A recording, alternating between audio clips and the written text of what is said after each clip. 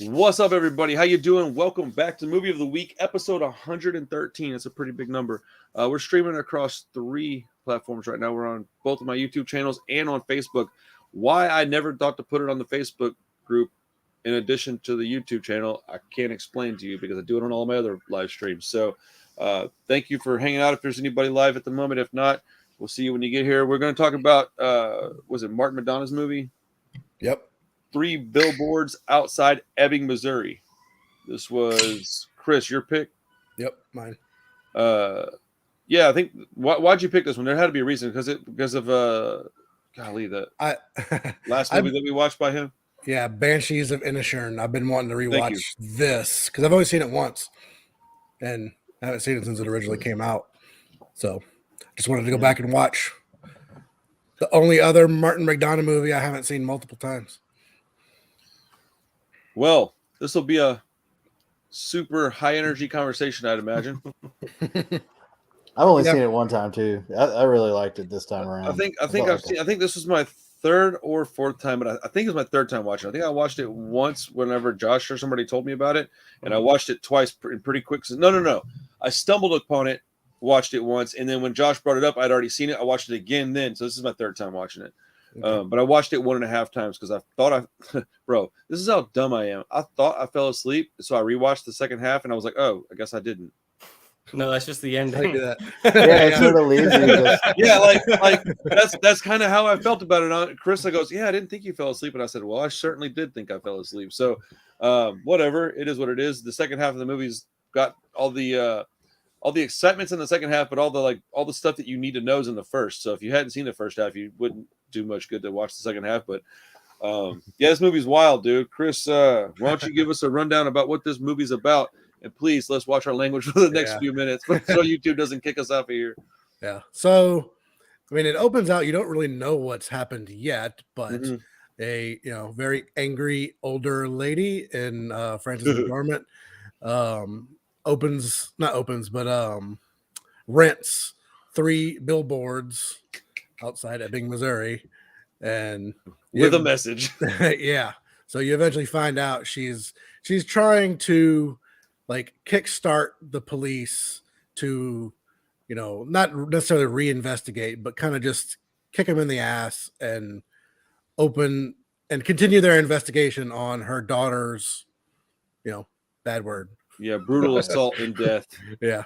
Her daughter was brutally attacked and murdered, it seems. And it looks like the investigation kind of stalled, and she's of the impression that they're not doing enough.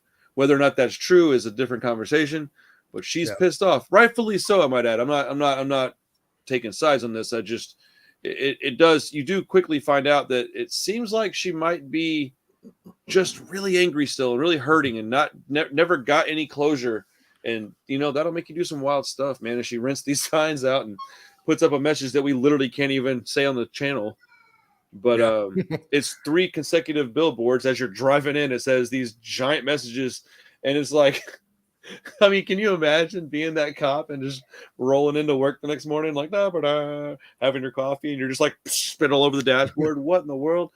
But it's like small town too, so it's definitely super conservative. Has the small town implications of the goody church type people, conservative, just don't take kindly to such a message getting written on a billboard in their town. Well, you got like you said, Frances, what's her name? Frances McDormand. Okay, dude, I kept wanting to say McDonough because the guy's name is anyways, Frances McDormand. You got Woody Harrelson, Sam Rockwell, and then you got a couple of younger actors that I recognize. Bro, did you recognize the young girlfriend? Yeah, I was gonna point that out. What? I didn't know her the first time watching it. Me neither. I almost fell out of my chair the first 2 times. Or at least I didn't recognize her. I almost fell out of the chair. I flipped it up so fast because me and Carissa, I was like, man, that girl looks familiar, and she's like, she does, man. And then I was like, oh shit, and I threw the chair up, and I was like, I know who it is. Yeah. And she was like, what? I told her who it was, and she was like, Samara Weaving. Samara Weaving. It's like that's my girl, man. Yeah. I watch everything she's in, dude. I got all of her movies. But she's got brown hair in this, and I was like, let's go. Yeah. But Caleb Landry Jones is the other younger like the redheaded bigger kid. name. Yeah, Yeah, Red. he's whatever. super cool, man. Yeah. But yeah, this whole town is just in. It's really not even a story about the whole town. It's a story about her trying to Yeah. heal and get some answers. And there's like little side stories about all these people Yeah. that kind of just drop in with her, and it's just little, sprinkles on top of her story, really. At least that's the way I saw it. What's Yeah. up, Jake? How are you doing, man? I mean, you quickly find out that the cops are pretty incompetent. That doesn't necessarily mean that they weren't doing their jobs. Well, But you find out that the one cop is pretty yeah, he incompetent. is particularly incompetent. Because Woody Harrelson, you don't really get to know much about him at all for a few minutes. Yeah, and then when you do find out about him, it's mostly Sam Rockwell, but still, that guy's such a moron in this movie. Every interaction with the cops is just buffoonery. That's true, at least for a good while. It is not just him. Yeah. I mean, like, it slowly reveals that like Woody Harrelson actually is like a really good guy, and there's really not much he can do. Well, he's stuck in between a rock and a hard place. He's got this investigation that's just it's just a dead end after dead end after dead end. And then this woman who just simply will not stop, which you can kind of see why she wouldn't. So how do you tell her, like, too bad? Like, I mean, you kind of, unless you're just a real prick. I mean, yeah. I mean, I think it's more just a story about anger issues, that she's so angry about this that she has to kind of let it go a little bit. And Peter Dinklage is in it. Sorry. Yeah, there you go. Yeah, I mean, Sam Rockwell is so angry and racist, and like he's got to kind of come to terms with all his crap. Yep. So everybody's just kind of dealing with their own. There's not necessarily a resolution, but towards the end of the movie, they all kind of come a little closer. Yeah, the end of the movie is kind of weird, man. There's so many people in this movie, because I'm glad I thought to mention this. Okay, the guy that comes into her shop and tries to intimidate her. Yeah, do you recognize him at all? I don't think so. Not really. So one of my favorite, I love movies about like record stores and stuff, and they have one called Empire Records, and he's got a pretty big part in that. And I've known him in that. He's been in other things too, but that's his bigger part. And then the chief that comes in later that takes over, that guy's in The Wire. Okay, I recognize him. I just don't know his name. Yeah, so there's like, I mean, throughout this movie, every single person that pops up is like somebody that I know from something else. It's crazy, man. Even the ex-husband, that guy's in everything. Yeah. I can't think of his name either, but he's been in a bunch of stuff. Yeah, so this movie's got just the acting that's in this movie is phenomenal. Everything about this movie's acting is great. I mean, even like the daughter, they only has one scene, I think, with her in it. Yeah, who is she? She's the new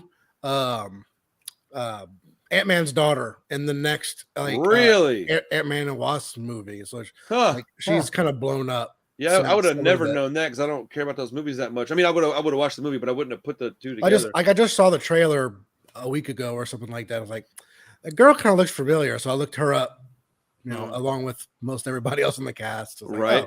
I know who she is. Josh, you and Hugh have been really quiet. We've been taking up the whole entire screen time. So this is you've seen this movie quite a few times. Hugh, you said Hugh has seen it now twice. Yeah. So what was y'all's feelings after revisiting this one? I really thought that you guys nailed it, especially Chris, and I was really impressed with the timing of this suggestion. Like we're in a climate of, we're starting to have a realization about censorship and people trying to silence voices. And I felt like this movie really grappled with that quite a bit, where, she's putting these billboards up and the state is coming down and saying, look, you can't say this stuff. And everybody's starting to respond in their own very negative way. And then we have, these Twitter realizations now. And I was like, oh, this is somewhat parallel to this crazy news situation that we're seeing. So I really like that about it. And then, the grief aspect, the anger aspect, I felt like every single character in some way was like managing their own grief. Yeah. The son turns to his father, sort of, and he's not a great guy. And, the mom lashes out at everybody. That's her response to her grief and anger. The cop, Sam Rockwell, he turns to the bottle, and he's like really self-destructive. The kid who gets thrown out the window by the cop eventually, like he wasn't he doing anything responds with wrong. The whole goodness, movie, he like- was just a nice kid. Yeah, he like responds with goodness. He doesn't internalize it or anything. Willoughby, like he sort of masters his grief and anger, and he says like, "Look, I'm not going to let this take hold of me." And you know, he responds in his own unique way. So, and then Willoughby's wife, she responds in her own way. She turns to her kids and her family. So it's like everybody's sort of managing their level of grief and anger. I really like this movie. I mean it. And especially today, like I had a really bad day and I watched it and I was like, oh my God, man, this is tearing at me. So it was, yeah, it was good. So Yeah, that's what I got. I mean, the line at the almost very end of the movie, I can't remember exactly, said by Samara Weaving, actually, of all people. Oh, shit, I can't remember. Josh anger remember. begets greater Yeah, anger. Begets, yeah. Begets, That I mean, that really like sums up the movie right there at the end. The dumbest person in the movie had the most intelligent realization. Yeah. I mean, she was probably the most likable, though. I mean, everybody is pretty straight up. likable. Yeah. Except for Kayla Landry Jones and Peter Samara Dinklage Weaving's was cool. character. Yeah, Peter Dinklage is cool. Yeah, you feel bad for him because Oh, you know, dude, I felt horrible for him. How he's I'll be treated. honest, man. I don't. I'm sure y'all remember me ranting and raving about this movie. I didn't enjoy it this time. Like, I could recognize it was a good movie. There was a lot of stuff that I liked in it, but as a whole, I was just like, nah. I think it's just the thing is where I'm at right now, man. I'm just in a I would say it's probably I mean, a timing thing because it's a bummer of him. I mean, all Martin McDonagh's movies are like bummers. Are see, I don't see him like that necessarily, but this one definitely. Yeah, I Well, mean, this one's. But you know, I'm not saying you're wrong. I never saw them in that light. yeah, I mean, like In Bruges is a little more comedic, but it's still like it's a black comedy. All his movies are black comedies, so I guess all have different levels of blackness. But I'll tell you my favorite part. I'm sorry. Go ahead, Josh. I was gonna say I think Seven Psychopaths is probably his most like fun movie. Oh, that movie's amazing.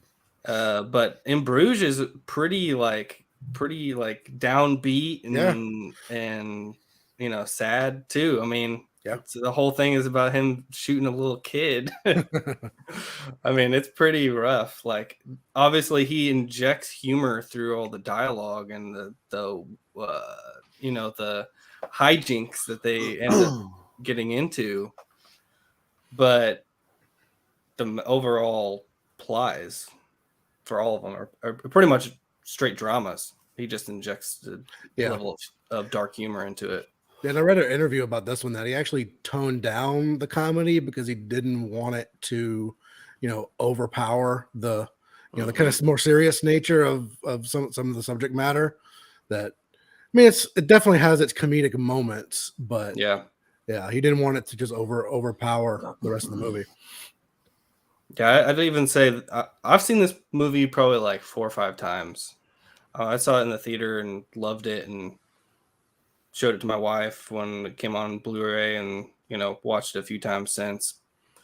And this time, like, actually, like, I kind of felt like there was a couple spots where the humor sort of overplayed, or like just certain, like, I think he's a really good writer. You know, he's a playwright. Like, he came from plays, so he's all about the dialogue. It's much less about like the visual language.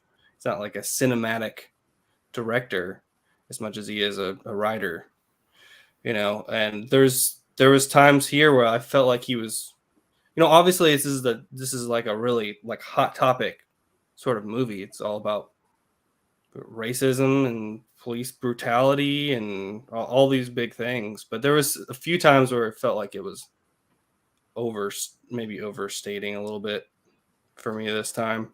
There was a scene when she sits at the table with the priest and he's really condescending, and he's like, he says something like, "What kind of a man Chief Willoughby is?" And he stops and like really is like, he's a man. You should when put she's these talking about billboards the away. gang. Yeah. So there's like a gender, you know, sort of steps on her gender a little bit too. You know, so there's a lot of really hard subjects in it for sure. Yeah. And there's a lot of layers to it. And I think it tackles most of it pretty well and doesn't necessarily try and answer, you know, like resolve these huge issues, but just, proposes questions, things to make you think from maybe a different angle. Even the I don't fact know. that like Willoughby has cancer, like it's a completely uncontrollable situation, and he's trying to handle it as best he can, but he Yeah. doesn't want to Well, die he definitely ultimately. takes control. Well, I was gonna. Yeah, he does. That's what I was gonna Uh, say. Like that's his Yeah. way of taking control of the situation, doing the only Only thing he could do, yeah. thing he can Mm. do, the only choice he can, I control. remember the first time I saw it, I was like, "There's no way this fool's going to do this," and then he did it, and I was like, "All right, cool." Yeah, that's like it's like right in the middle of the movie, and man. No, it's literally like the halfway point. I Yeah. watched it today, and I paused it because I had it a Blu-ray, and it showed me like the track, and I paused it, and it was at 53 minutes in the movie, and I was like, "Holy crap, that's right dead center." yeah. My favorite part of the whole movie, though, is whenever Sam Rockwell is in the bar, and that guy's in there, and he scratches his face, and then they find out it's the wrong guy. I was like, that shit was hilarious, man. Because it was just like, of course, like it wasn't because it was actually funny. It's the furthest thing from funny, of course. I don't want anybody to think that I'm actually a freaking psychopath or something, but like it was just like that was really good writing because in a normal movie that would have been like, oh, they got him and blah blah blah. Now this guy's the hero. No, dude, he's just a piece of shit. Yeah. He's just a piece of crap that tried to do something good that didn't end up doing anything good because that's not how the world works. And you're not going to get redemption for being a piece of shit your whole life because you helped this one thing. Yeah, that's kind of what I like about the movie is it feels kind of real. Like it doesn't do what you would expect most of the times. Like because you're watching a movie, you're like, oh, okay, no, this is probably going to happen now, or it's probably going in this direction, and it kind of doesn't. He's really good at at twisting the story in kind of sort of subtle ways, and like the character shooting himself in the head and stuff. There's some pretty dramatic stuff, but it's like, don't open the bag, just go get the boys. Yeah. Right. I kind of liked that. I was like, man, that was pretty smart because Well, I like the letter he wrote to his wife. It made me cry. Yeah. Oh my god. Because I understand wanting to be like with your wife in that carnal way as the last thing that you do. Because like, I mean, you know how close I am to Carissa. Like we're really close. So like, if I had a choice, that's the way I'm going out, man. Like, maybe that, and like let my kids go to bed peacefully, kiss them on the head like he did. Like I can't imagine, wanting my kids to watch like. Yeah, it's a heartbreaking scene. Yeah, the whole movie's heartbreaking, really. Yeah, I mean that poor woman. Got that moment with his kids, right? He planned it, and she. No, his arc is the only one that actually turned out to be like kind of a positive arc because he ended on his own terms. Technically, his poor wife had to deal with that, but she understood. She read that letter. She got it. Her ending with her daughter was like, she said some terrible things like, I hope this terrible thing happens to you. And she was like, I hope it happens to you too, or something like that. And she walks out the door. I hope I get on the way out of here. She's like, I hope you do too. And then it happens. Well, I paused it and I told my wife, I'm sorry, go ahead. Finish it. That was like her goodbye. She didn't get a planned goodbye. Yeah. Well, that's what, So that happened to me and my dad. So the last thing I said to my dad was some gnarly shit on the way out the door to school, and he died when I was at school. And so that like hit me like a brick, man. I forgot that was in the movie, like that particular part. And I paused it. I was like, I got to take a breath for a second, man. That's hard. And she was like, oh, and she knew exactly what I meant. I was like, yeah, just give me a second. I was like, I mean, it sent me right back to like 1997, dude. I was like, or 98, whatever year it was. But you didn't mean it, and she didn't mean it, and it was. Well, that's the thing is you don't mean it, but like don't mean it doesn't matter. You can't take words back. She still blames herself for it. Obviously, oh, bro. Whenever I get thinking about that, it's the worst feeling in the world because it's like, damn.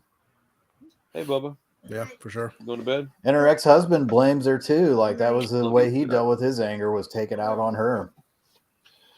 Dude, he almost remember when he like grabs her and throws her against the wall, and his boy comes up, puts that. I was like, let's go, get him. Yeah, that was. And then she comes in like, I gotta pee. Maybe it's not a good time. Like, yeah, it's not. That was wild. Yeah.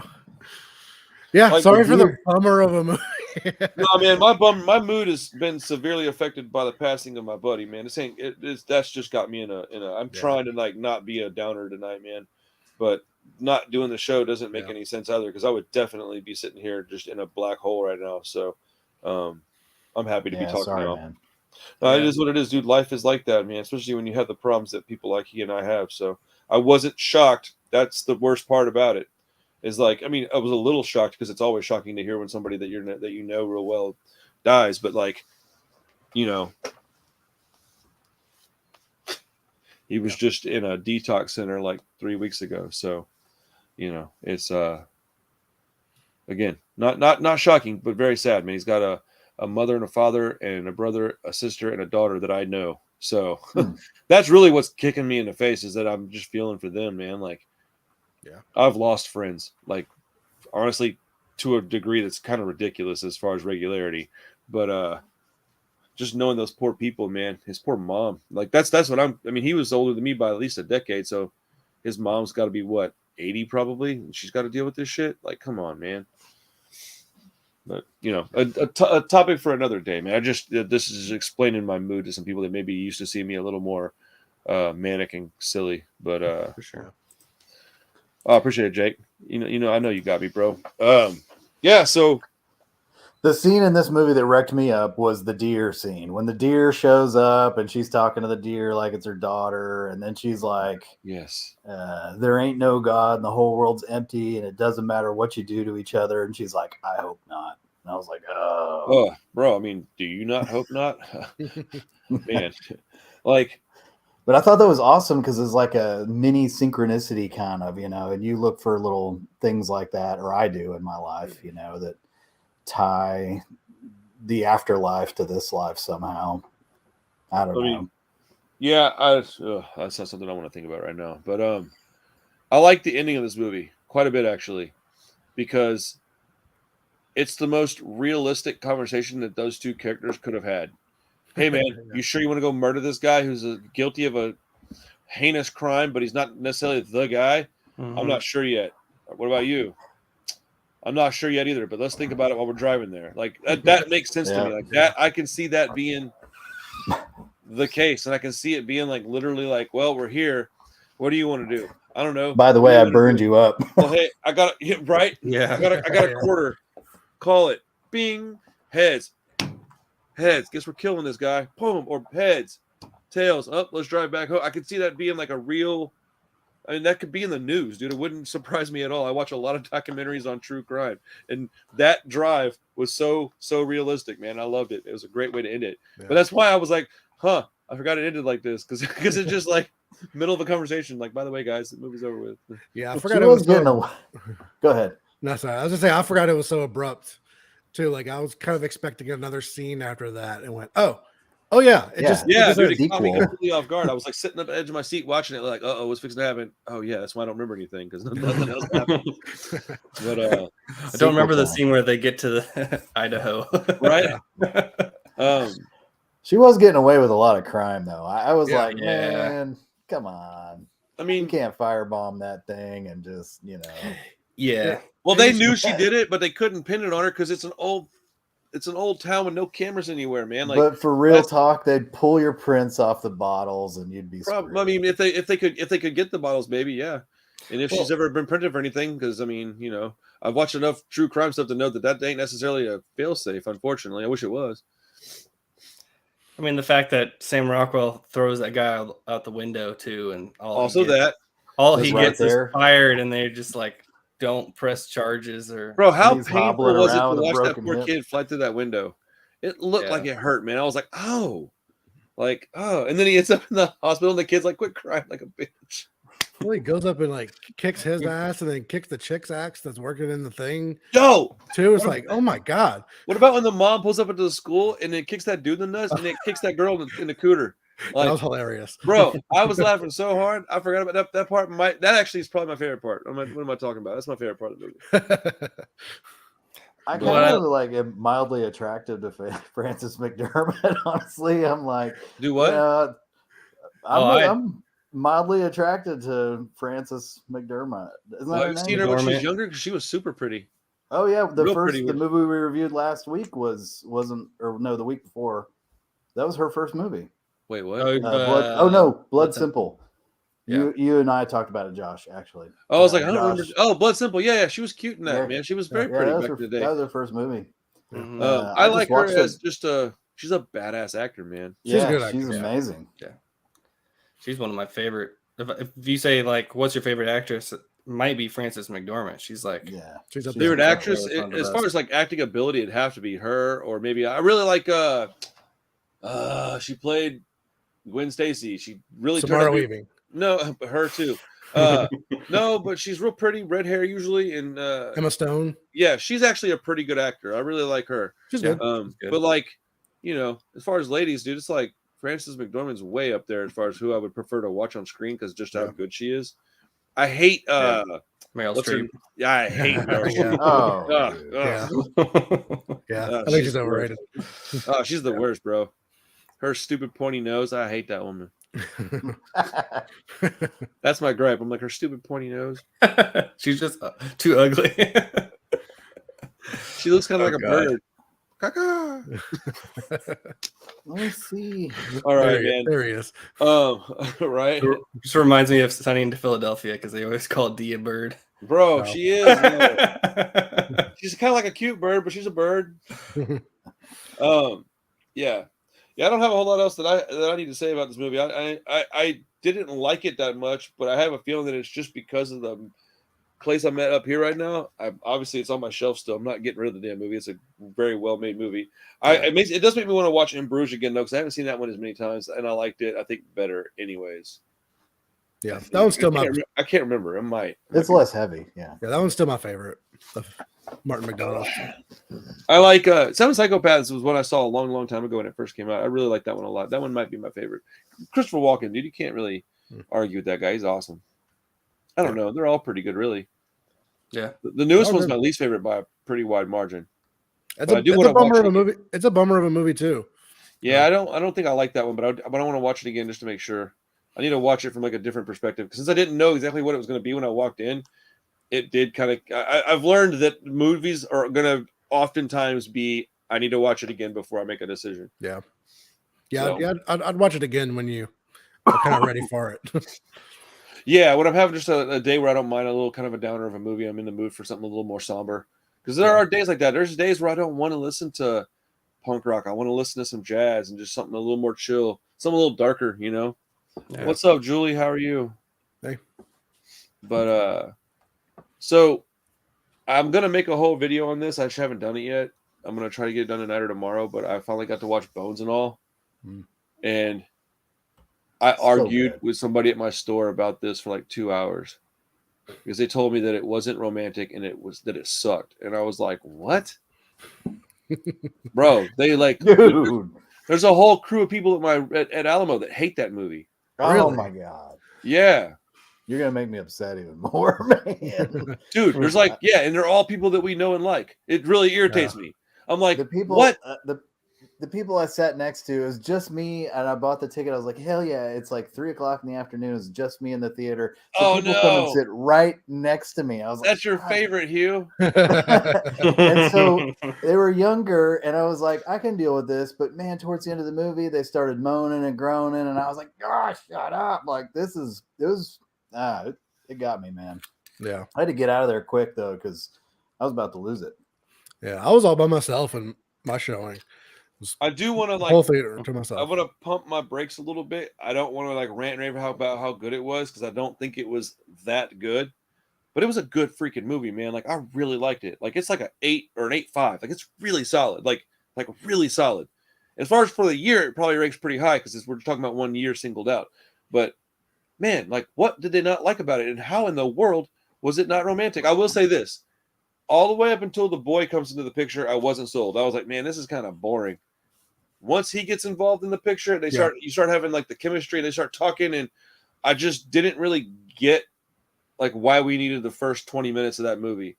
We do, I think, because you kind of get to know her, but like I will probably fast forward through most of that on rewatches at home because I will have this movie. It's a good one.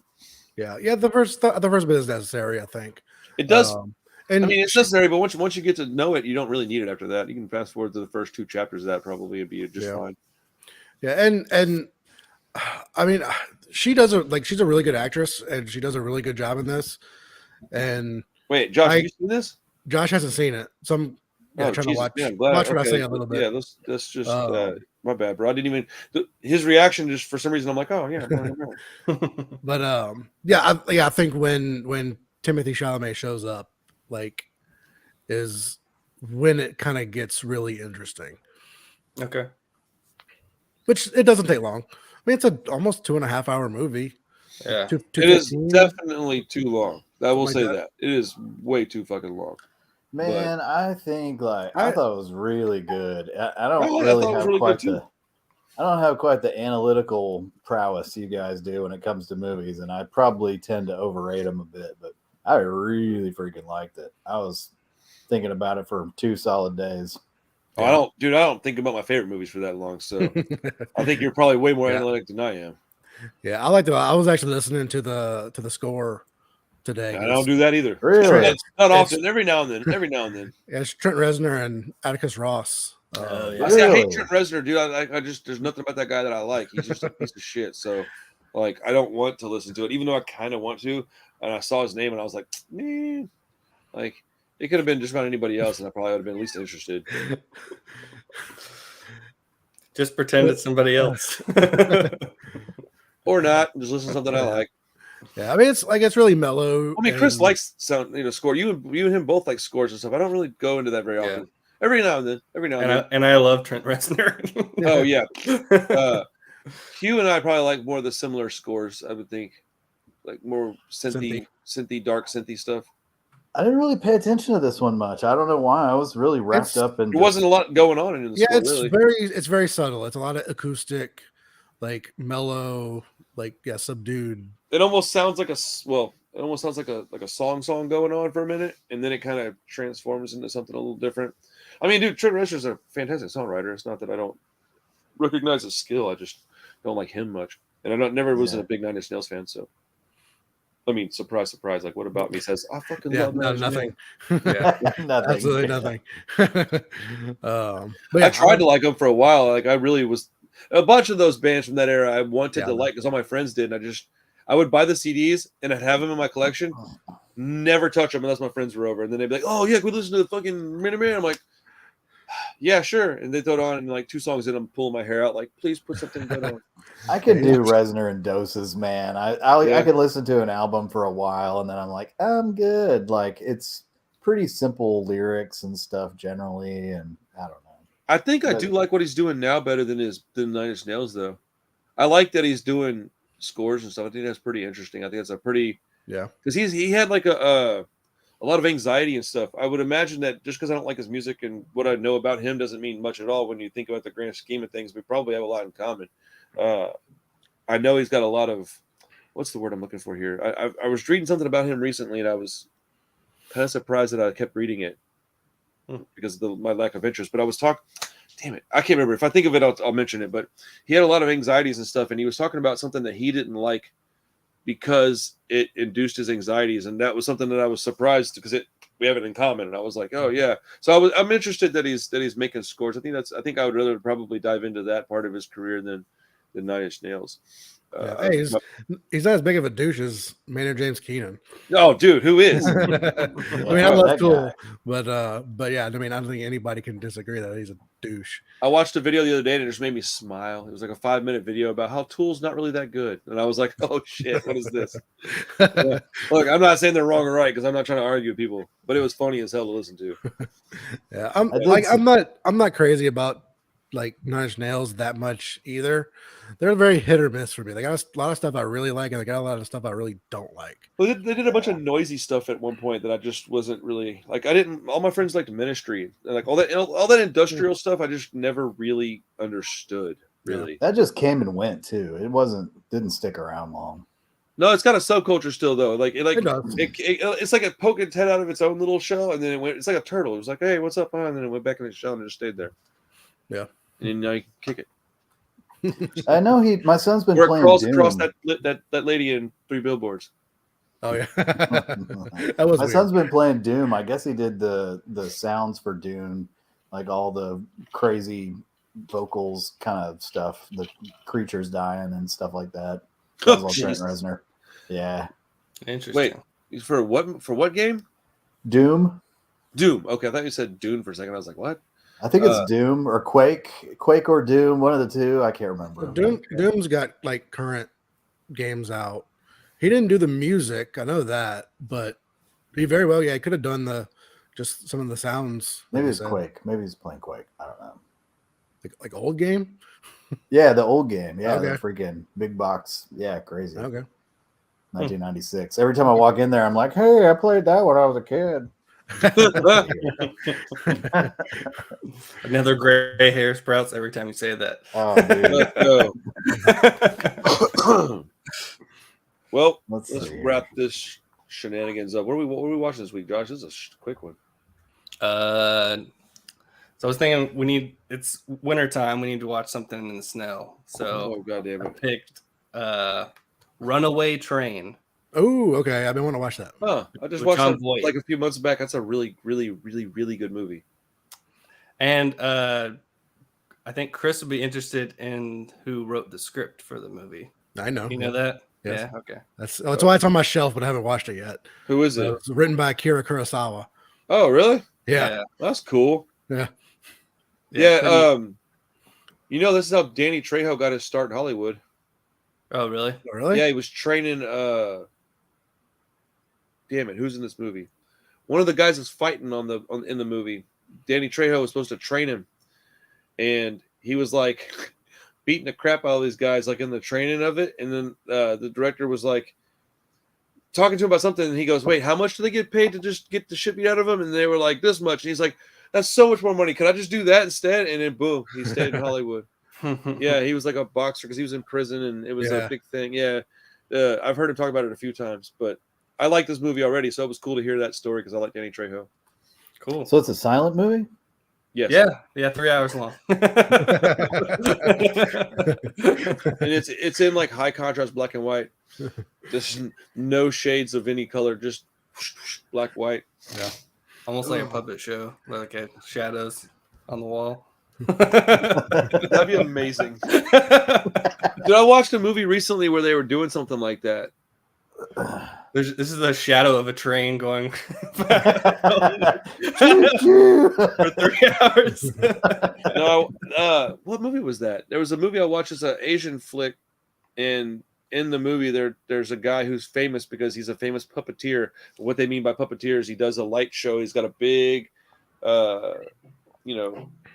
screen essentially. He's got lights behind him, and he's doing all this stuff with it. And then you're on the other side watching it as a little band plays. Oh, God, I can't remember what movie it was.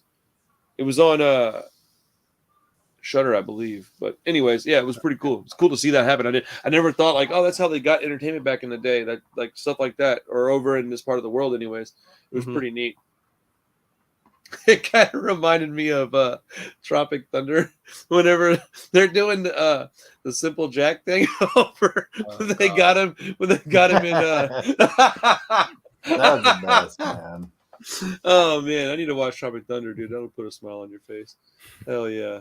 I haven't seen that. Dude, Runaway Train's a pretty great movie. I'm excited to watch this.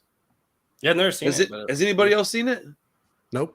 Yeah, I own it. I'm pretty sure I picked up it in one of the Kino sales. Do you know why I like it? Why I watched it originally?